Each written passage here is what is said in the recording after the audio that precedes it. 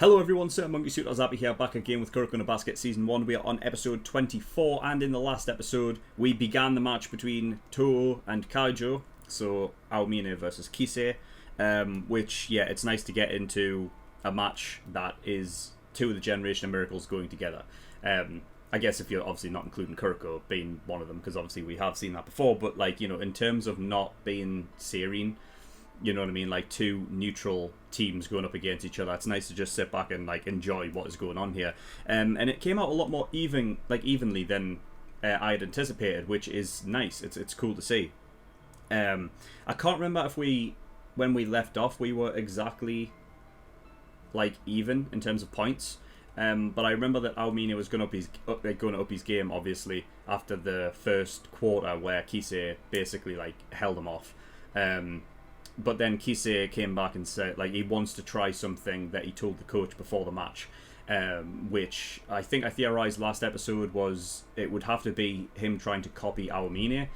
But I think I said specifically, like, because Aomine is so fluid in everything that he does, that he's not very formulaic in the way that he plays basketball, that, like, it would be copying Aomine, like, one of his moves, right, and then getting him back that way. And it could affect Aomine mentally, but, I mean, who knows what could happen. But yeah, I think that's where we ended. I also I wrote down something else that I didn't actually talk about, which is what happened in the 22.5 episode, which is when Kisei first turns up to the gym where the first string are, Aomine already knows Kisei's name. So, you know what I mean, there's that whole thing where it's like, he clearly made a great impression. But yeah, I didn't even talk about that, so I just thought I'd just bring it up now, just so it's, you know, I've mentioned it and it's out of the way. But yeah, I mean, there's nothing else to really talk about. We're just going to get in episode 24 and see how this match progresses. So, without further ado, I'm going to get into that.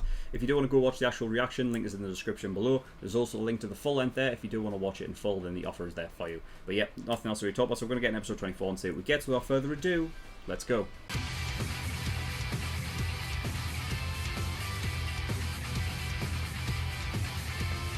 Alright, episode 24, and yeah, that's what I wanted right there. That is exactly what I wanted.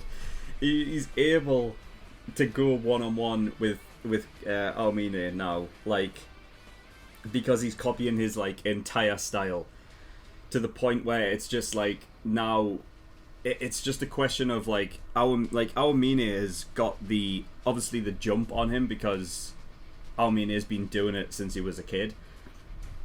So he's had, like, all of that, like, extra experience and practice and everything like that. But, like, the sheer, like, just the sheer speed in which Kisei can just, you know what I mean, like, understand a sport and just copy somebody else to the point where they're just able to, you know what I mean, he's just able to do it. Like, the fact that he can, like, literally do that is insane. The only thing that I would say is that, like, Kisei as a whole, like, doing his own things alongside copying others, because obviously the idea that, like, if he's able to copy the style of the best person, right, so, like, you know, whoever is considered the best basketball player ever, if he was to copy that, then there's no further that he could go. So obviously at some point he would have to obviously start, like, doing, like, and improving his own kind of style of play aside from just copying. But I mean, I guess that's what Kasamatsu was saying anyway in the last episode, where he just said, like, it's not just about copying, but it's copying and improving upon that. So it's kind of like, obviously, just using a person, like, you know, using something that the opponent has been using against him, and then him doing it back to them, but doing it even better. So I guess in some ways that is sort of his style. But yeah, I mean, that was insane, man. Just Kisei, the fact that he's able to do it and he beat Aomine in a one-on-one. That's what I think. That's what this specific match was for, in a meta sense.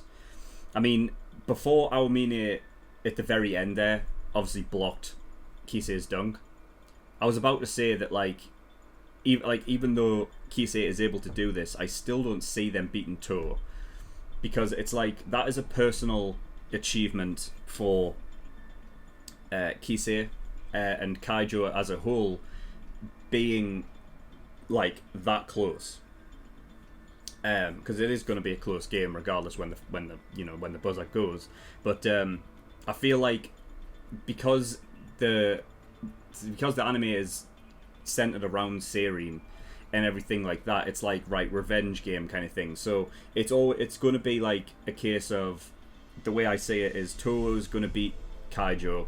They'll probably go on to win the Enter High, and then it'll be Seirin that managed to overcome Toho to get their revenge on Toho, and that's the way that I see it going. Because I mean, yeah, that's the thing. Is just like, he can copy Aomine's style and everything that he does, but like, it's a case of now Kisei has to outscore. You know what I mean? Because obviously they are behind by still, at least like 4 dunks or something like that. You know what I mean? I think like they're 8 points behind or something like that. But yeah, I mean, as we saw there, even though that was the first time we've ever seen Aomine like fumble, or like his concentration was just shot for like a specific moment. I don't know if it was I feel like it was a mixture, but like, what I'm going to say is, like, I don't know if it was specifically the case of the way that Kisei looked at him, or it was the fact that Aomine actually got beat in a one-on-one and he was just taken aback by it. I think it's a mixture of both, because obviously Aomine gave it back to Kisei and said, like, don't ever like give a look of concern to me. You know what I mean? You should be going fucking, you should be ruthless against me, and keep coming at me, like, like you actually want to beat me. Which, yeah, I mean, because I guess at that moment when he was that angry, he was that annoyed, that he had that look of concern, because I think for that moment in time, Aomine was like, I think I have somebody here that can actually step up to me, and it broke that wall just a tiny bit. But yeah, I mean, he's right, because for that moment in time, I think Kisei like reverted back to what he said like he wasn't going to do anymore. The whole thing of him saying that I'm no longer going to look up to Aomine, and treat him as, because obviously looking up to him means that you can't surpass him. So he had to obviously get rid of that. But for that one moment that he actually did, like, outdo him, it like came back, and there was like that whole thing of like, oh no, like, like for both of them really, like, it's like, I don't know if Kisei was looking at it as well as like, not just from his point of view of like being someone that he can't look up to anymore, and that just shone on his face, or if it was a case of like he was concerned for Aomine and the way that he like how he would take it, because that's the thing with Kisei, is that like, I don't think we've ever really got the impression that he's never said anything along the lines of like anything concerning like Aomine's personality because of like the way that he's become. And like, I don't know if Kisei would see it as like, oh, I'm concerned to see how like Aomine would be affected by me beating him, kind of thing. I don't know if that was what really it was, but I mean, yeah, I mean, back to the point, Aomine was right. Like, it's like one of those things where, who knows, if Kisei hadn't have reverted back and showed concern, that maybe, who knows, like, it seemed like Kisei was still like going full throttle, but I don't know, he may have taken his foot off the gas just a tiny bit. But that's the thing, is like the whole thing between, I've mentioned it before and earlier in this show and probably in Haikyuu and everything like that, but when it comes to sports, mentality is a big thing. So anything that can affect you mentally can affect the way you play the game, even if it's the slightest thing, an inch or a yard or fucking hell, a millimeter, like, could be the difference between winning and losing, or scoring a goal or not scoring a goal, shit like that, but yeah, it's just the sheer like the nature of how he got like he outdid Aomine is insane, because it could have been just him getting past Aomine and then doing a dunk, right? But it's that one, the one that I consider like the most, like that's the one I think of when I think of Aomine, is like his most like salt in the wound shot that he pulls off, because it's getting fouled and still pulling off the shot. And not only was it just pulling off the shot, but it was also like the most insane one that I've seen Aomine do, which is obviously, you know, pulling it around the back and over the top. I mean, that's just Aomine's craziest shot that he's pulled off, because he's getting fouled at the same time. So the fact that Kisei was like, for his very first time beating Aomine, like that's the one that he pulls off. Damn, it couldn't have been any more like beautiful for him. Like, even though this can go on for like for Kaijo to lose, and I'm sure obviously Kisei will feel it, surely he's going to like go home after the match when he's alone and just be like, damn. You know what I mean? Because surely that has to feel amazing. I know that, again, like we just talked about it, but like when Kisei is obviously looking around with concern, there also has to be that like level of like just like adrenaline and pride, and like I just fucking outdid him. You know what I mean? Like I've finally done it. Something that I've been wanting to do. He's been trying to do for years, and he's done it. It's just insane. There was a lot of things that like in this episode that like there wasn't like a lot in terms of, I guess, like theorizing, but there was moments that all like I think were very interesting in like the sort of storytelling. So the coach, for example, saying that he would rather have Kisei because there's no less potential there. It's just that Aomine's had the jump on him because he's been playing basketball since he was a kid. Kisei has not, but because of because of how quick Kisei has become, like, you know, he's now like, he's such a, I mean, he's a prodigy, right? They clearly just said that, and like, well, they've been saying it all since the very first episode, but like, you know, the idea that he was able to improve so quickly, like if everyone, for example, was at a base, like, you know, none of the Generation of Miracles had ever played basketball before, like who would be the person to flourish first, you know?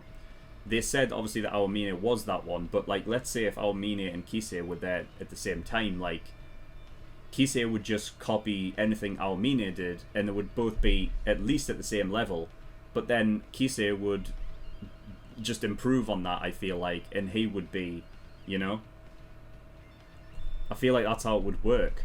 So I mean, that's the thing, is like Kisei with time can become like the best generation, like the best, you know, prodigy out of the Generation of Miracles.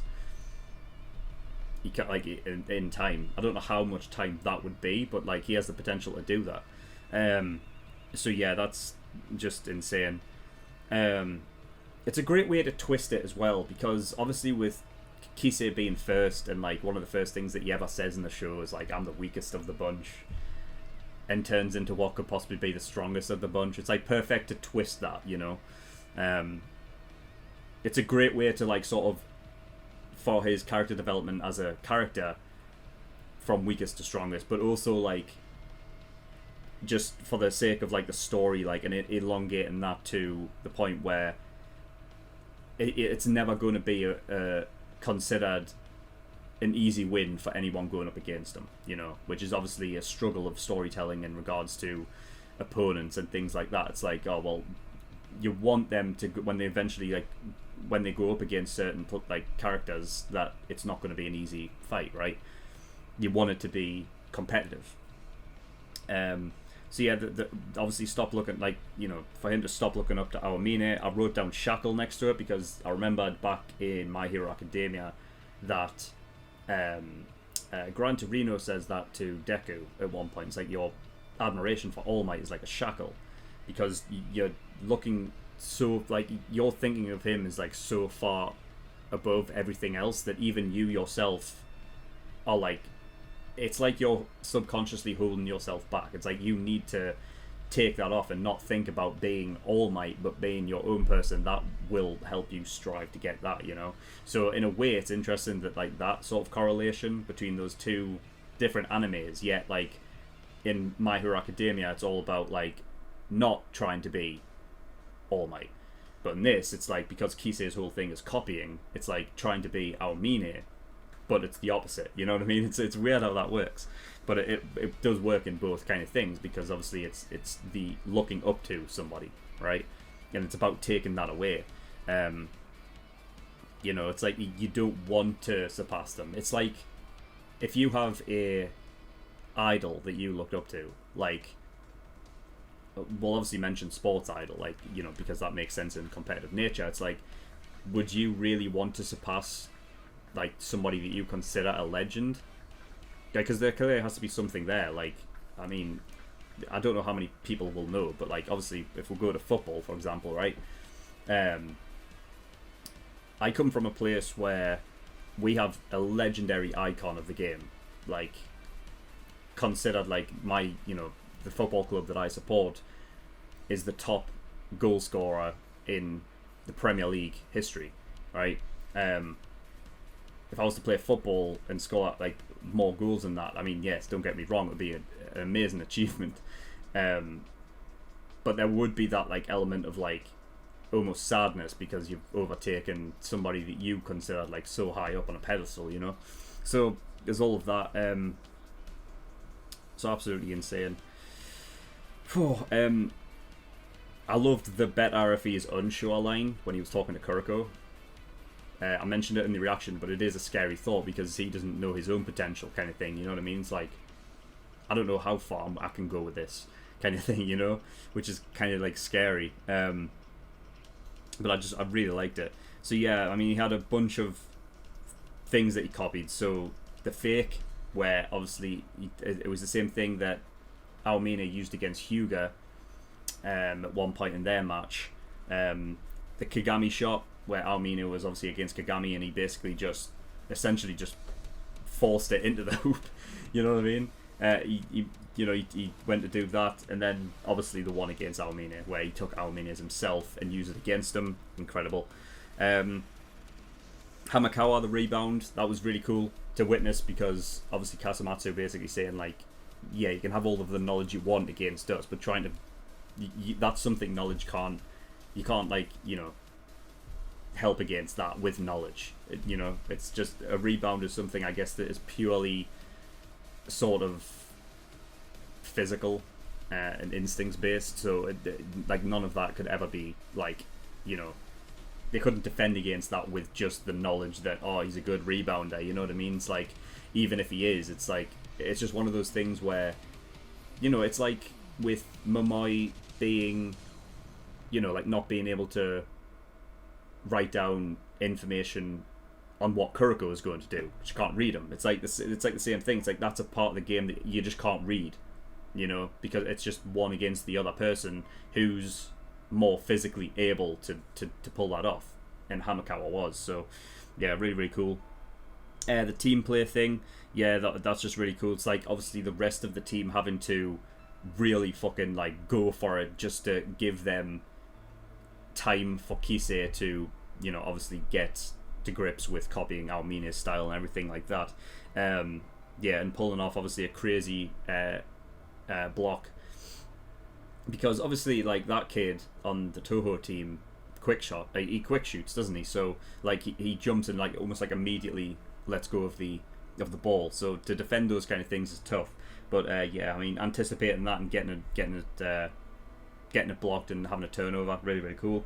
And yeah, I mean, that's pretty much all I've got for that episode. But yeah, really, really cool episode. Loved that. This is exactly what I wanted from like before the game started. I was like, this is what I want. Like, just I wanted it to be a close game, and that's what it was. That's what it is. It was a close game for. I mean, I'm saying it was as if like it's already finished. You know what I mean? But like from the very beginning up until this point, it has been a very close game in terms of the teams and Kisei and Aomine. You know what I mean? They've been back and forth. So, yeah, it's just very entertaining stuff. That's it. So I'm going to be getting into the last episode, the finale of Season 1.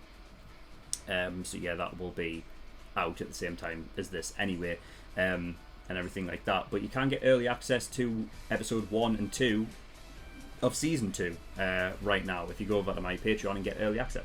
So yeah, you can go enjoy that. There's also the full-length tier over on my Patreon as well if you want to watch any of these episodes in the full timer-based reaction. And then there's the exclusive tier for movie reactions and things like that when I start reacting to movies. So yeah, you can go over there, have a look at those. There's also a link to the Discord in my description. If you do want to go there, then you can do. But yeah, that was all I've got. So thank you for watching. I'll see you all next time. Bye bye.